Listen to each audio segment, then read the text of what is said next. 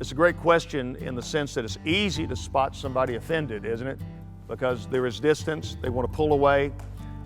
Some of the signs are they're irritated, they're mad, they are angry, they don't want to talk, and they pull themselves away. Now, what you and I do is we need to be mature. Mature Christians deal with less mature Christians.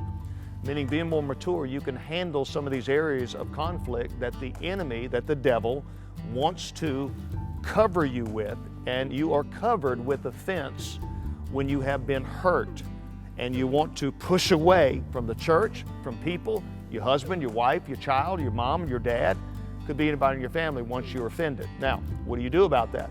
Well, the first thing you're going to have to do is pray. Let me just say, for everything, that's the first thing you're going to do is you're going to pray. But then as a mature Christian, you're going to have to express love. And the Bible says to those that despitefully say things or use you in a disappointing way, you and I have to be above the bar in the sense to reach out to people and to love them when they don't deserve to be loved. Didn't Jesus do that for you? He did it for me too. So you and I then have to love them, and we have to share with them. And eventually, we have to pray for an opening to be able to love them enough to share with them, to be able to explain to them and help them many times to remove this trap. And I've talked about in one of the series that is called the scandalon offense, and it's a trap that you stick your hand in. There's some traps that you can take off. If the little mouse trap hit my finger, I can pull that off. If it's a bear trap on my ankle, I may need somebody to help me do that. So that's where we need one another, and that's where we need each other to help one another. Your job as a mature Christian is to look at those that have been hurt, and that is a spirit, that is an offense, that is a demonic spirit. It's not a spirit of God.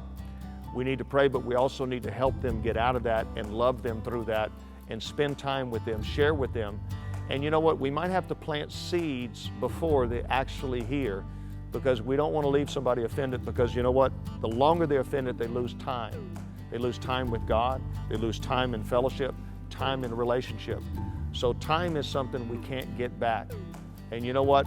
With time, when you lose it, it's lost forever. And so we want to see them restored as quickly as we can. So that's prayer. We got to love them. We got to care for them. And we have to have an understanding that some of this could go back to an area in their life when they were a child, where they were hurt. And we could have a generational spirit there, rejection, hurt, fear, so forth, things like that. And that's where we have to be conscious of that. Just don't push people away when they're offended. Don't throw them away in the garbage and say, you know what, that's fine, they act that way, they need to act that way, that's fine. Get out of my life. You go do what you want to do. Nobody can help you. Don't give up on people. Never give up on anyone.